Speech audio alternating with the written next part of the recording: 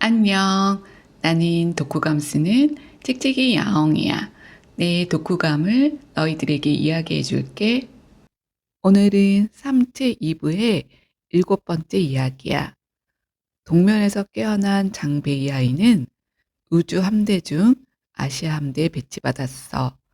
그를 반가이 맞이한 최고 사령관은 멘탈 스탬프로 인해 혹시라도 군에 숨어 있을 수 있는 스탬프족을 조사하고 있다고 알려줘.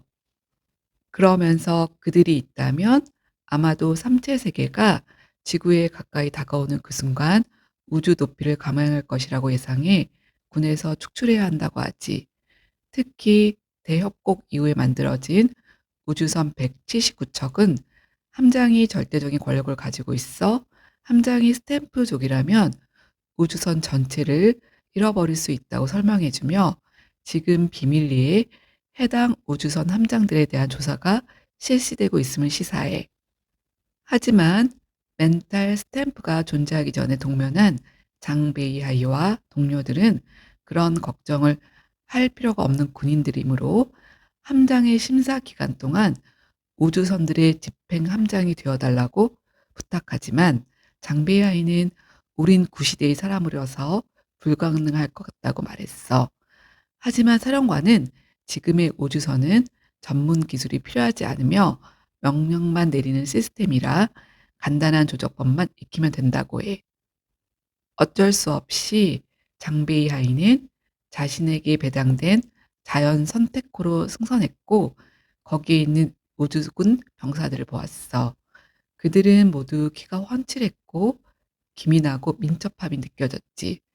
그리고 그 가운데 장교 3명이 있었고 그 중에서도 젊고 아리따운 여장교에게 눈이 머물렀어. 그녀의 어깨 위엔 별이 4개가 반짝이고 있었지. 저는 자연 선택호의 함장 등판 NC입니다. 함대원 전체를 대표해 선배님께 선물을 드립니다. 그러며 경례하는 그녀의 눈빛에 장난기가 스쳤어. 선물은 생김새는 크게 달라졌지만 권총이라는 걸 알 수 있었지. 제게에서 패배주의와 도피주의를 발견하신다면 이걸로 저를 죽이셔도 됩니다. 장 베이아이는 자연 선택호에 탑승한 뒤 모든 것이 자신의 상상을 훨씬 뛰어넘는 수준이라는 걸 느꼈지. 먼저 우주 전함의 크기는 21세기 가장 큰 항공모함 세척을 합한 것보다 컸어. 거의 작은 도시와 같았고 자체의 생체 시스템을 갖추었지. 그리고 어디에도 분리된 조종실이나 지휘실, 함장실조차 없었던 거야. 그 어디서든 함장은 홀로그래픽 디스플레이를 활성해 함대를 지휘할 수 있었지. 등판 앵쉬는 공중에 홀로그래픽 디스플레이를 활성해 첨단화된 우주 지도를 보여주며 만약 스탬프 쪽이 있다면 이쪽으로 도망가려고 할 거예요라며 지도의 한 부분을 가리키지. 그리고 곧이어 함선에 대해 설명을 해 주었어. 모든 것을 차근차근 설명한 후 스탬프족이 함선을 가지고 우주에 도피하려면 빠른 상태로 도망쳐야 하는데 그러려면 먼저 탑승 대원들이 심해 상태에 있어야 가능하다고 해. 즉 선실 속에 심해 가속액이라는 액체가 가득 차 있어야 대원들이 그 액체 속에서 숨을 쉴 수 있고 빠른 속도를 견딜 수 있다고 설명해 줘. 모든 것을 숙지한 장베이 아이는 등판에게 그녀의 눈이 죽은 딸아이의 눈을 닮았다며 따스하게 웃었지.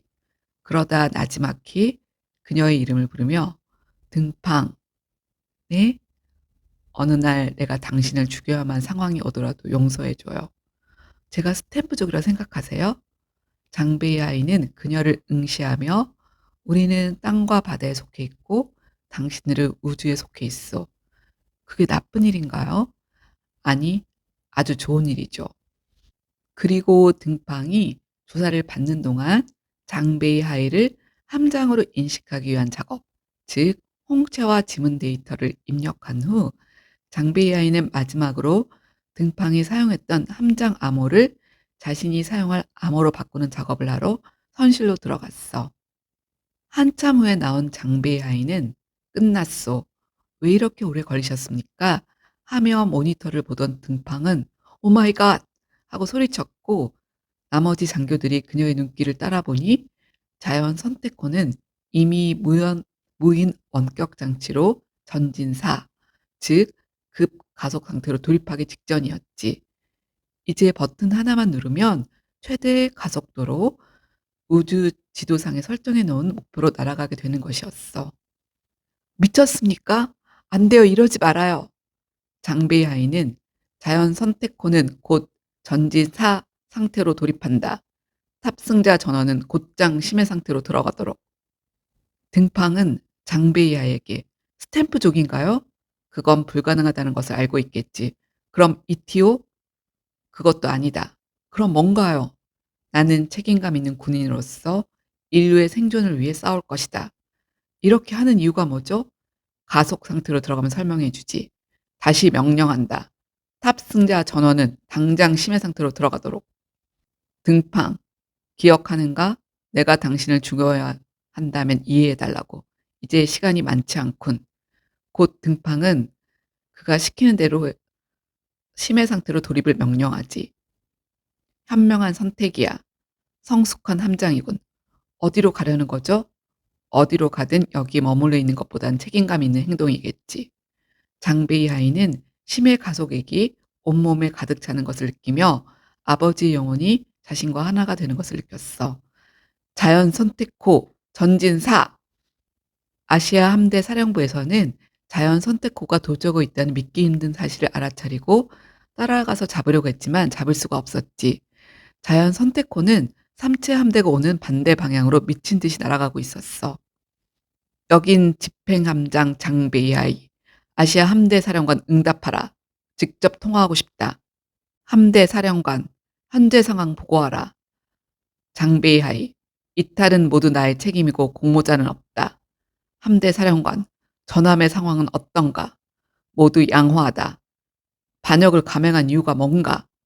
이탈은 했으나 반역은 아니지. 이 전쟁에서 인류는 반드시 패배한다. 나는 다만 인류 문명의 씨앗이자 희망을 지키려는 것이다. 선배님은 도피주의자입니까? 멘탈 스탬프를 사용하셨습니까? 아니라는 것은 알고 있겠지. 난 다만 책임감이 강한 군인일 뿐이다. 나와 아버지는 삼체 문제가 드러났을 때 각 분야의 전문가들과 이야기했지. 그들은 우리가 반드시 진다는 결론에 도달했어.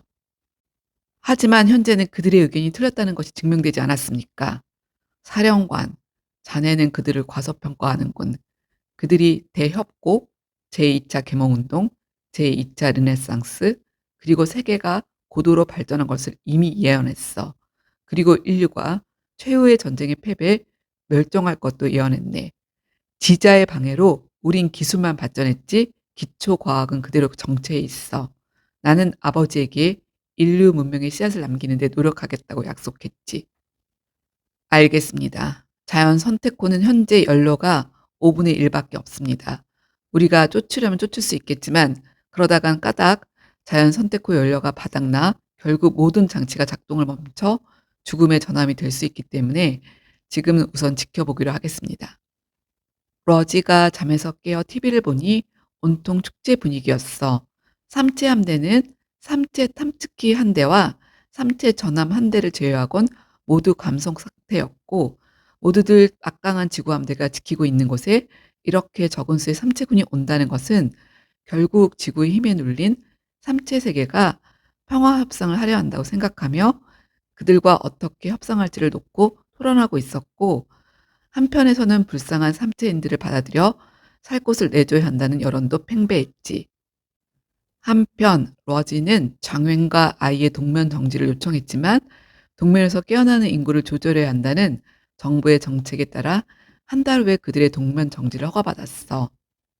그리고 안색이 창백하고 정신이 없어 보이는 하인스가 러지를 찾아왔지. 오직 당신만이 나를 이해해 줄 것 같아서. 게이코는 어떻게 됐나요? 하일복 자살했소. 나를 저주하면서. 멘탈 스탬프 때문에 인류가 진다는 신념은 변하지 않겠지만 인류가 승리했다는 걸 도저히 인정할 수 없군요. 정말 힘들어요. 자연 선택호에서 유일하게 먼저 깨어난 등팡은 장베이하에게 결국 실패하셨군요. 태양계 연합함대가 삼체 탐지기를 저지하러 출동했고 결국 이 싸움에서 인류가 이길 테니. 나도 그 뉴스를 봤지. 그런데도 패배주의와 도피주의를 버릴 수 없나요? 물론. 정말 당신을 이해할 수 없어요. 자연 선택권은 결국에는 연료가 없으니 함대에 따라잡힐 거예요. 같은 군인이지만 우리의 큰 차이점이 뭔지 아나? 자네들은 가능한 결과를 가지고 행동을 결정하지만 우리는 결과가 어떻든 책임을 다한다는 점이야. 내가 이렇게 행동하는 건 이게 유일한 기회이기 때문이지. 이제 투항하시는 게 좋을 거예요. 장베이 하이는 아직은 아니야. 나는 내가 경험한 모든 걸 기록하고 있어. 그리고 걱정할 거 없어. 모든 책임은 내가 질 테니. 물방울 모양의 탐측기가 지구 근처에 왔고 지구 함대는 소형 무인 우주선을 보내 그것을 포획하는 데 성공했어. 탐측기는 미끈한 커브와 영롱한 표면을 가졌으며 매우 아름다운 물방울 모양이었어. 모든 지구인들이 소형 무인 우주선이 로봇 발로 물방울을 주었을 때 무언가 일어나리라 생각했지만 아무 일도 없었지. 지구인들은 환호했어. 이것은 평화의 징조다. 삼체인들과 협상만 준비하면 된다. 설사 결렬되더라도 우리가 이길 것이다. 세상은 희망적인 기대감으로 가득 찼어. 수많은 논의 끝에 결국은 딩이 박사가 포획한 삼체 탐측기를 제일 먼저 살펴보러 가기로 결정되었어. 같이 가기로 한 장교들이 너무 젊어 걱정하자 양자호 함장은 다 전문 과학 장교라며 그를 안심시켰지만 딩이 박사는 왠지 불안했지. 조그만 탐측선으로 갈아타기 전 그는 내가 200년 후에 동면에서 돌아왔지만 대학에서 물리학을 가르칠 수 있었는데 왜냐하면 그동안 지자의 방해로 물리학은 하나로 발전하지 않았기 때문이야. 그러며 함장에게 혹시 모르니 자기네가 떠난 뒤 양자호를 심해 상태, 즉 유사시에 전진 살을 명령해 재빠르게 거기를 피할 수 있게 준비하라고 부탁했고 양자호와 그 옆에 있는 청동 시대호는 그들 뒤에 있는 지구 편대들의 사령관의 허락을 받아 딩이 박사가 떠나자 심해 상태로 들어갔지. 여기까지가 삼체 2부의 7번째 이야기야. 우리가 모든 일에 낙관적으로 생각하는 것이 옳은 걸까? 부정적으로 생각하는 것이 옳을 걸까? 긍정의 힘이라는 말도 있지만 삼체를 읽으며 한없이 긍정적인 결과만 기대하는 것이 좋지 않을 수 있다는 생각을 하게 되었어. 부정적으로 생각해 비관적이 되는 것은 나쁘지만 내가 생각한 결과가 나오지 않을 것을 예상해 미리 플랜 B를 구상해 놓는 것도 인간의 또 다른 힘인 것 같아. 아마 장 베이하이와 하인스 그리고 딩이 박사 모두 현실적인 요소들과 그에 따른 합리적인 판단으로 부정적인 결과를 도출했고 나름 거기에 맞는 준비를 했었던 것이겠지. 앞으로의 이야기는 너가 원하지 않는 방향으로 흘러갈 수 있다는 것을 미리 귀뜸하며 우리는 긍정적이지만 그래도 현실적인 감각을 잘 유지해서 영리하게 세상을 살아가자. 화이팅! 곧 만나. 빠빠이.